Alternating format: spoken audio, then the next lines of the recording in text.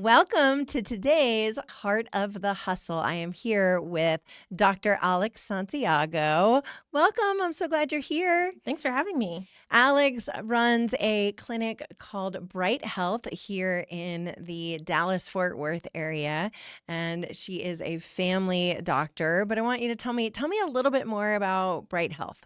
All right. Well, Bright Health is a direct primary care practice, which means instead of billing through insurance companies, patients just pay a straight monthly fee. So it makes things very simple, and we don't have the barriers that you typically have to deal with insurance companies. It's very affordable. You don't have to worry about surprise bills. You get a lot more time with your physician and much more personalized relationship. It allows me to take much better care of my patients.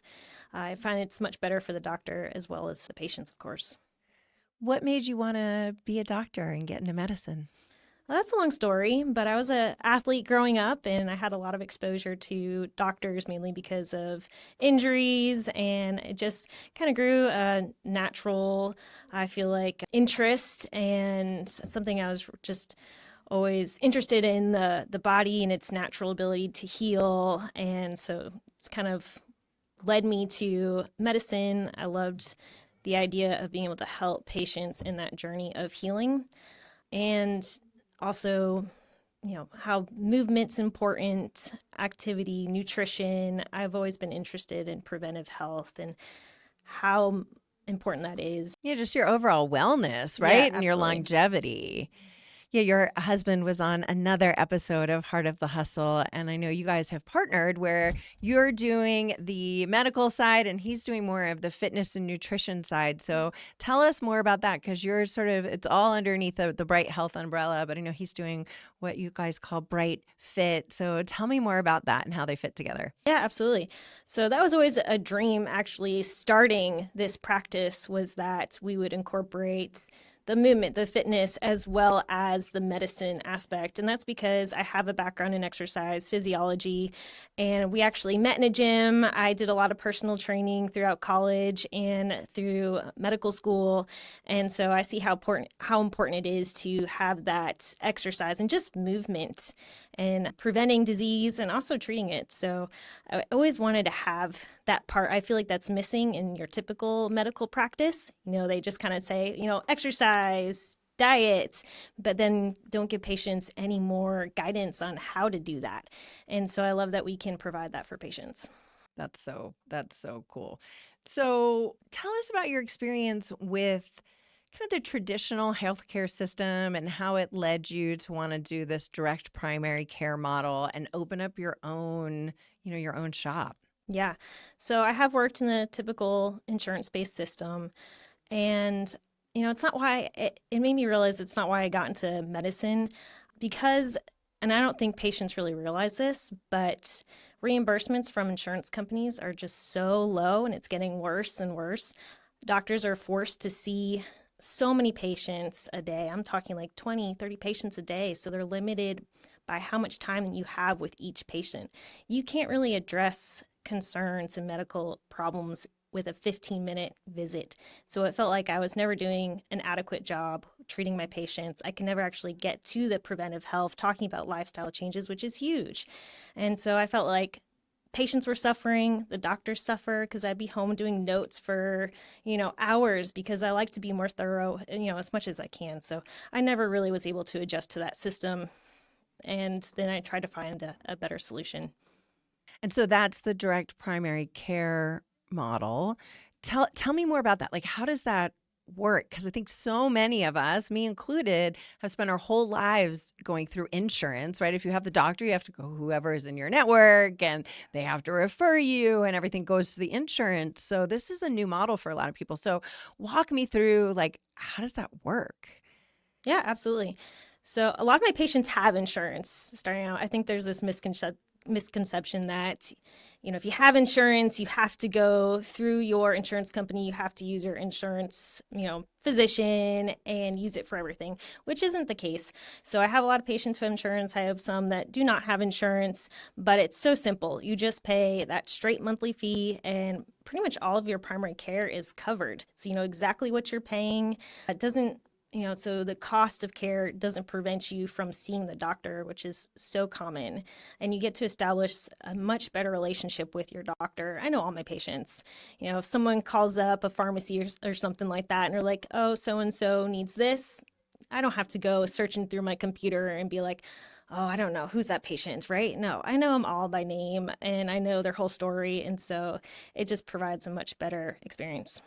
And so what's the cost difference? Because that feels very expensive to Oh me. yeah, I know. That I feel like that is a common thought. Most people are like, "Oh, direct primary care or I have to pay an extra fee. It's got to be like crazy expensive." But it's not. Most direct primary care practices are anywhere from $75 a month to $150 a month, and then you usually don't have to worry about many additional costs after that. Like in my practice, I really cover everything under that fee. Even if you're coming in for, procedures, I don't charge additional for that. Like injectable medications, I don't charge any additional for that. I just don't feel the need to do that. The only thing you would pay additional for would be for outside services like labs, a specialist visit, and most of my patients will use insurance for that, or they'll choose to do my cash pay rates, which are actually a lot cheaper most of the time than going through insurance. And people are so surprised by that. Yeah, give me some examples. Oh, yeah, absolutely. I actually had a patient the other day reach out to me because she decided to go through her insurance company. And I always ask patients beforehand, like, do you want to use insurance? This will be what the cash pay rate is. I have no idea what it'll cost if we go through insurance, but of course we can do either.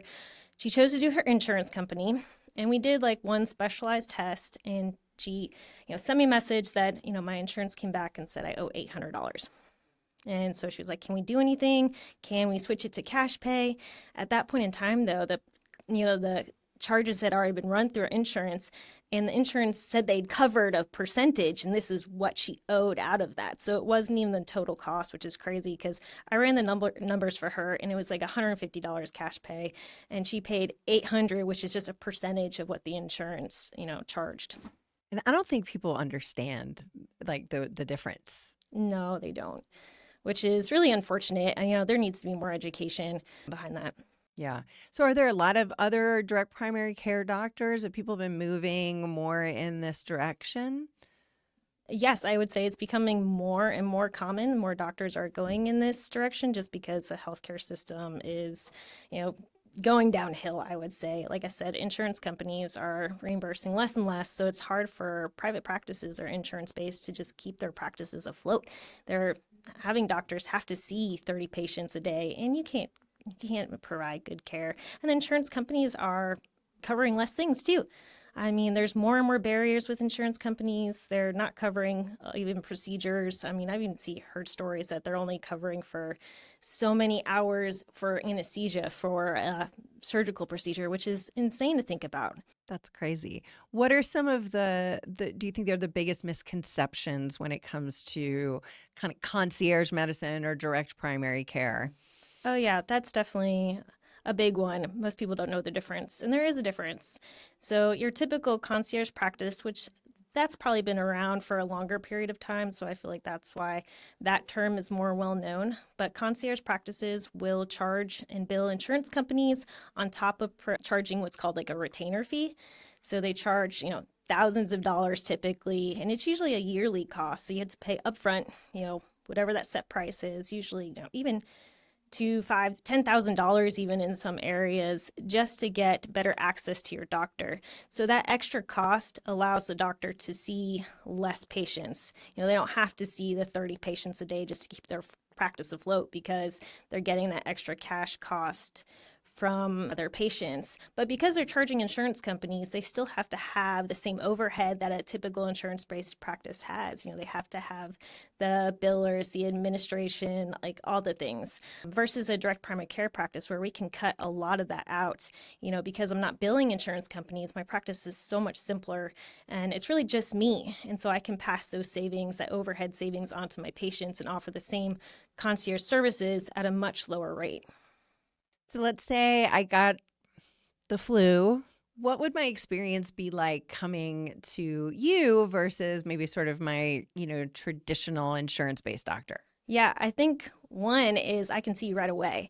Another thing is I deal with a lot of issues even over text message. So I don't have to force my patients to come into my office for every little thing because I don't have to bill insurance companies, right? I don't have to worry about that. So I don't have to say, hey, you need to come into my office because I need to bill your insurance company for your visit, right? So if it's pretty simple, sometimes I can deal with it over, patient portal message or maybe a text message. I try to make things as convenient as possible, but also safe. I do telemedicine, but also I can see patients same or next day and get them taken care of quickly. One of my favorite things about you is that you'll actually answer the phone. Oh yes, yeah, that's a big thing. I like to answer my phone and talk to patients directly. Yeah, yeah, which is very cool. So what kind of medical conditions can you treat? Is it just acute? Is it acute care? So like again, like something like the flu? Is it just sort of more long-term health issues like diabetes, or like what are the types of things that you can deal with in your office? As a family practice provider, I'm trained to treat all kinds of medical conditions. So anything from chronic care to acute conditions. I see kids, from 2 years old up to adults, even the geriatric population. As far as chronic care management, your typical things you think about like diabetes, high blood pressure, even pain, even mental health conditions. I do a lot of that now. And then for preventive health too. So people see me for wellness exams, well woman exams, which some people don't realize you don't necessarily have to see an OBGYN. I can do a lot of that for you, a lot of women's health and weight loss too, because I do a lot of preventive health. And then your typical acute care things like, flu, strep, COVID, even basic injuries and things like that. And so what do you think your patients gain by having better access to more direct access to you? Oh, everything. I can take care of things right away so that they're not suffering. And because of that too, we can usually, if you catch, whether it's diseases early, for example, I've had a few patients now who've come to me with kind of non-specific complaints, and maybe they were overlooked by other physicians. And so a lot of people come to me because they're frustrated by the system. They try to talk to their doctors and they're just kind of dismiss them, like, I don't have time, whatever, you just need to sleep more or something like that, right? And so they'll come to me. I've had a few, and one patient specifically who, when I talked to her over the phone before she'd even scheduled with me, I knew something sounded off. So I was able to get her labs ordered, have her scheduled with me the next day, and then found out that she had a form of cancer. And so I was able to get her seen with a specialist even within like the following week, where they were able to do the procedure, get her set up with an oncologist. And so we were able to catch it and address this very quickly, so much quicker than your typical insurance-based system. I mean, otherwise we would have had to be going through all these insurance hurdles. I mean, it would probably even take her months to be seen by a physician. That's incredible. And I've seen her testimony. It's really amazing. You've got it on your social media. Yes, I do. It's so cool. So what are some of the services that people find surprising that you offer? Oh, I like the well woman one. That was a surprising one. I've had a neighbor, one of my business office neighbors, when I brought over like a pamphlet, come over and she's like, oh, you do women's health? Like, well, women, can you take out my IUD? Yes, that's a big one. I've had a patient be like, oh, I thought you were just a cough doctor. So you do like, the preventive health. You can see me for my mental health issues. Like, I don't have to see my psychiatrist anymore. Yes, I do my best to take care of things in office. But of course, there are times when I have to send out to a specialist. What are some of the things you think your patients say about you and about like the difference that this has made in their lives? The biggest thing I think is that, I spend time with them. I spend time, I listen, I get a chance to really know them and address all their concerns versus other doctors that have just kind of dismissed and not wanted to work up the problem or figure out what's going on. One of the things I know you focus on is preventative health, and you've got your Bright Fit kind of part of the clinic, which is more on the nutrition and fitness side with your husband, Josh, who again has been on Heart of the Hustle on a different episode.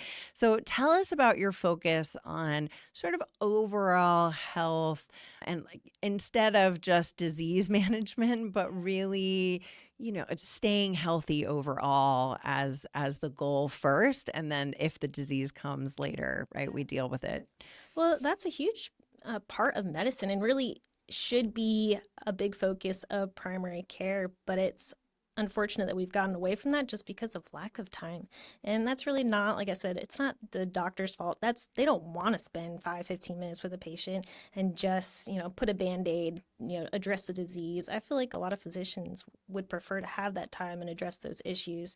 And of course, like I said, my background in exercise physiology as an athlete, as a personal trainer, I realize how important it is to, you know, talk about and help people and educate them on fitness, movement, of course, the nutrition, and how important that is to prevent disease versus just treat it.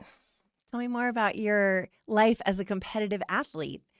Oh, wow. So I started gymnastics at 6 years old, Wow. and it was pretty much all I did as a kid, I would say. I actually lived in Connecticut at the time, and I traveled an hour. Once I got a little bit older, because we had to, I did recreational gymnastics originally, but then once I got into a team, we ended up traveling an hour just to go to a gym that was run by two Romanian Olympian gymnasts. So they had, the background to be able to train high level athletes. And I'm telling you, practices were like 4 hours.